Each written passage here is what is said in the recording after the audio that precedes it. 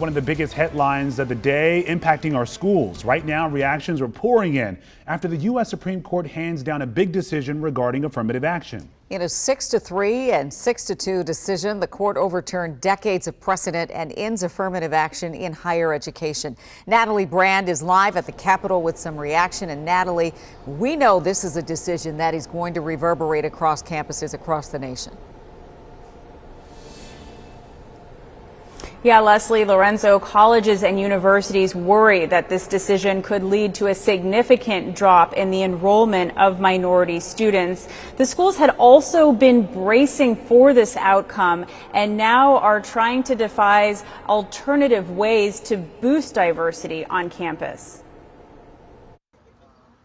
Demonstrators gathered outside the Supreme Court Thursday after justices ruled race-conscious admissions programs at Harvard and the University of North Carolina violate the Equal Protection Clause of the 14th Amendment. I know today's court decision is a severe disappointment to so many people, including me, but we cannot let the decision be a permanent setback for the country. Activists who argued the university's affirmative action policies discriminated against white and Asian American applicants hailed the ruling as a victory. From today, all children will be judged by the content of their character and also by their merit, not by color of their skin. In her dissent, Justice Sonia Sotomayor wrote the decision rolls back decades of precedent and momentous progress.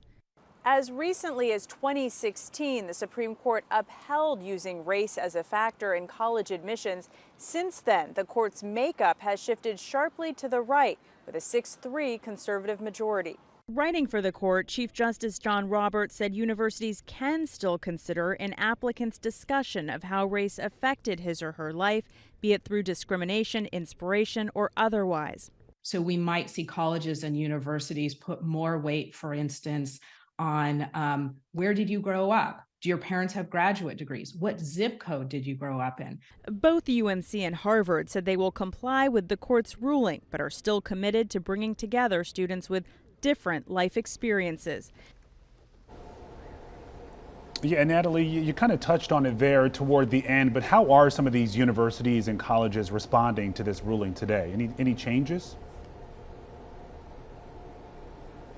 Yeah, well, the colleges and universities involved, the University of North Carolina and Harvard, say they remain committed to trying to foster an environment of a student body with different perspectives and different backgrounds. They said they will comply with this decision, but again, it speaks to this new effort at the college level to really try to dig into what alternative ways or tools can be used to bring more diversity to campus. President Biden, in his remarks earlier, offered some guidance to universities, saying that one new standard they could use includes taking into account adversity that a student has overcome. And he also said that he wants the Department of Education to look into this and again, try to come up with some of these alternative ways. Lorenzo? Yeah, this is just the beginning. All right, Natalie Brand there on Capitol Hill for us tonight. Thank you.